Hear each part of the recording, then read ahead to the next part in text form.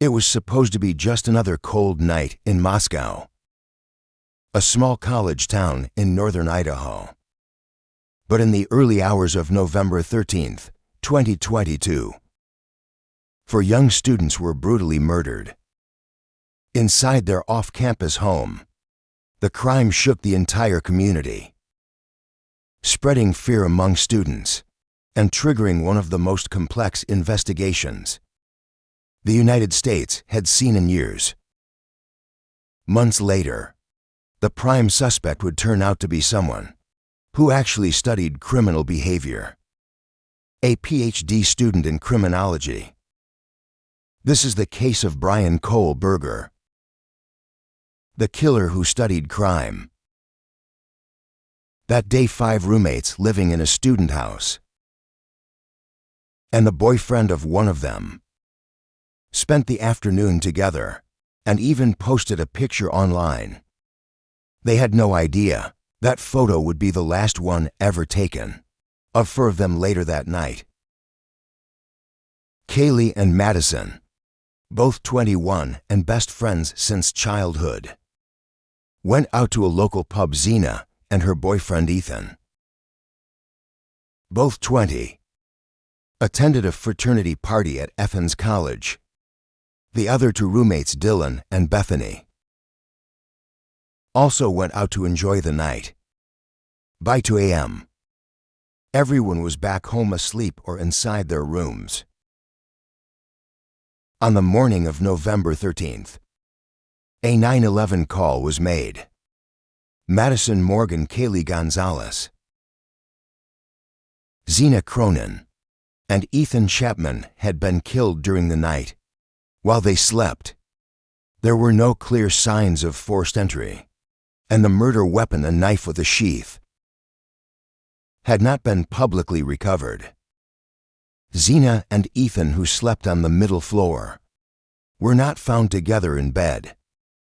Ethan's body was on the bed, while Zena's lay on the floor. On the top floor, Madison and Kaylee were found lifeless together, in the same bed in the same room.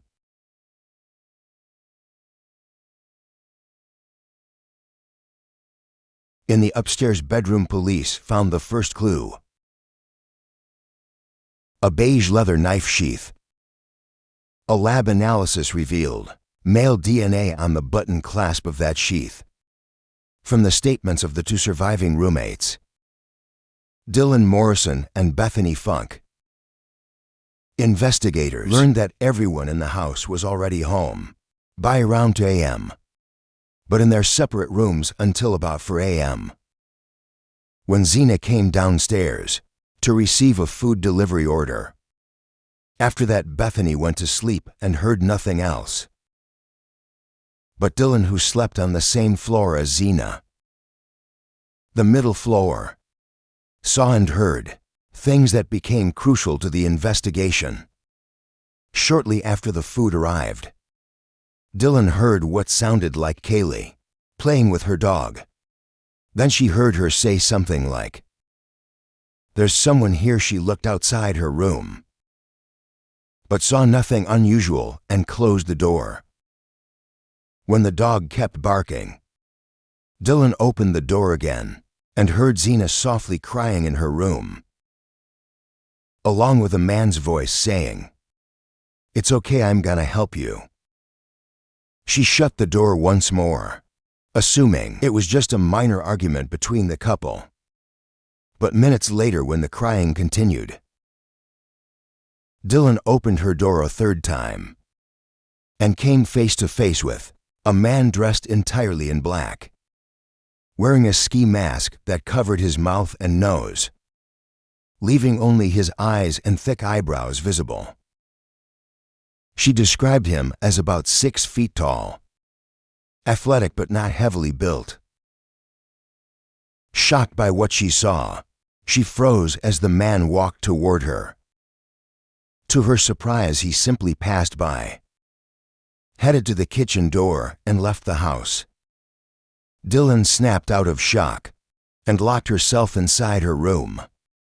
The evidence suggested that the suspect entered through the sliding door, went upstairs first to attack Haley and Madison, then went to the middle floor, attacked Ethan and Zena, and fled the scene.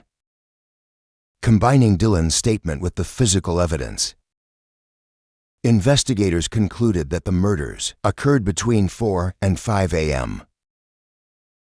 It was only later that morning that a 911 call was made by a man the police described as a visitor to the house. The crime scene looked like something out of a horror film. Blood, silence, and young lives cut short. The level of violence was extreme. Some victims were nearly unrecognizable. All were killed with multiple stab wounds. Some appeared to have been attacked in their sleep, but Zena had been stabbed more than 50 times and had several defensive wounds, indicating she fought desperately before succumbing.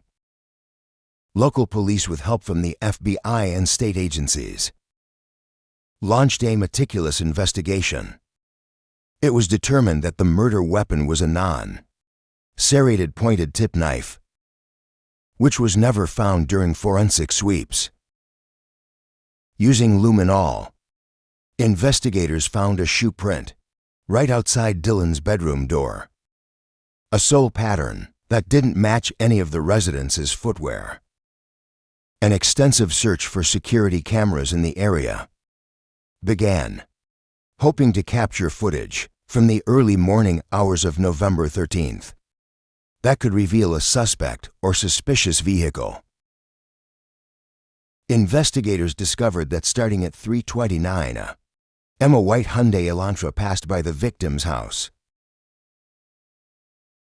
3 times at a.m. The car returned, stopping briefly before driving off. Minutes later it passed again, then disappeared from view, only to reappear at 4 a.m. Speeding away from the area, a campus officer at Washington State University compiled a list of every white Elantra registered on campus and found one registered to Brian Koberger. They located his car, parked outside his campus apartment, and discovered he had been pulled over by police twice. During one of those stops, Brian had given the officer his phone number, a clue that would change everything. Investigators found that between 2 a.m. and 4 a.m., on the night of the murders, Koberger's phone was turned off in airplane mode, or otherwise disconnected from any cell tower. Since then, police had quietly been investigating him. By reviewing his cell phone records from the 5 months before the murders, detectives discovered his device had been in the vicinity of the victim's house 12 different times. Finally, investigators collected trash from the home of Koberger's parents, obtaining a DNA sample that matched the suspect's father, confirming the familial link. Soon after, Brian Koberger was arrested for the murders.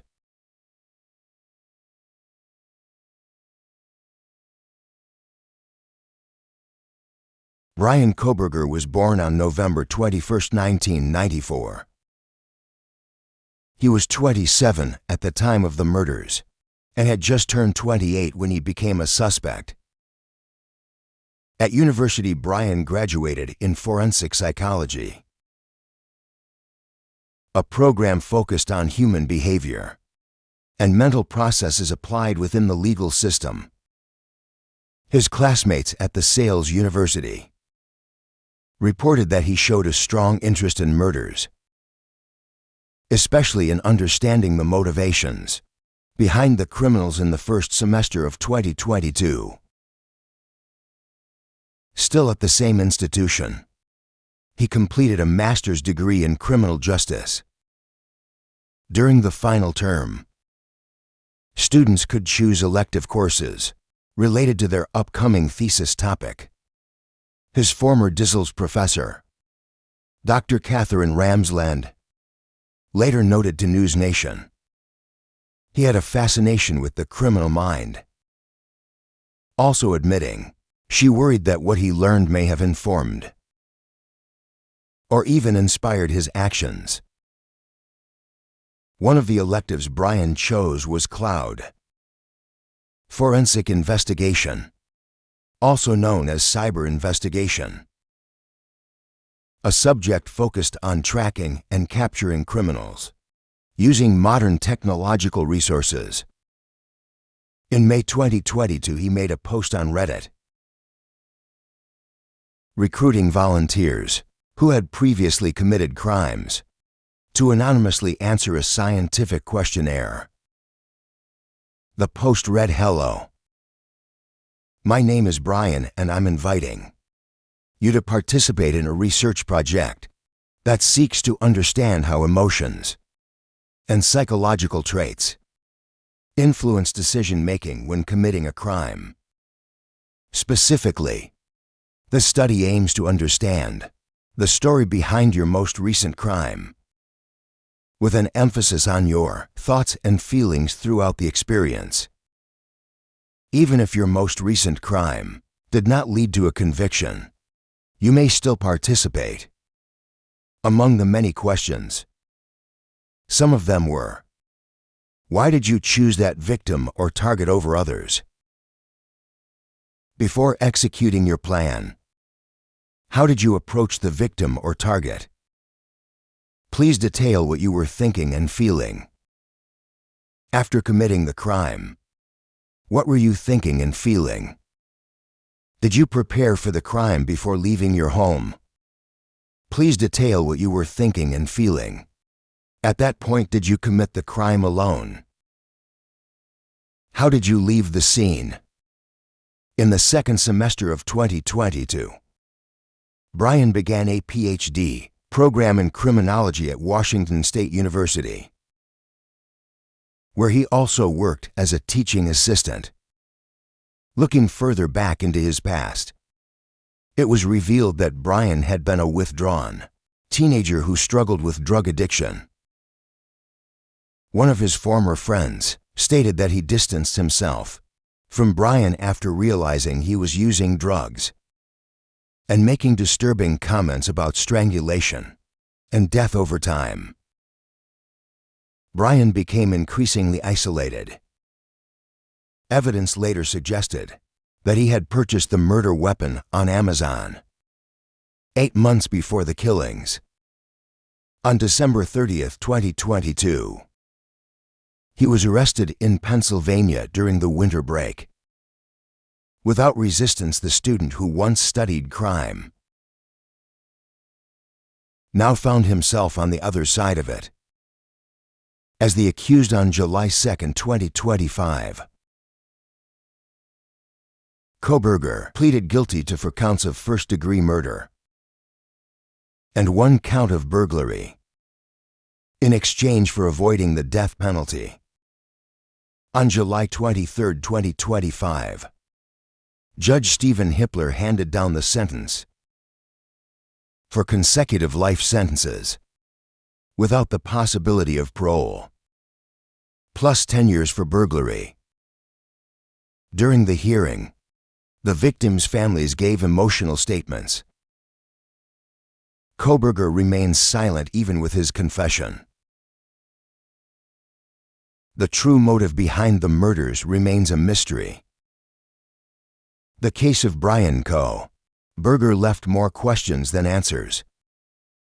We have never to this day found a single connection between him and the 4 victims or the 2 surviving roommates. Idaho State Police Lieutenant Darren Gilbertson told reporters after the hearing, "Why would a brilliant criminology student cross the line between studying crime and committing it? Was it academic curiosity, emotional impulse, or something much darker?" In the small town of Moscow, The house at 1122 King Road was demolished in December 2023, but the scars remain both in the community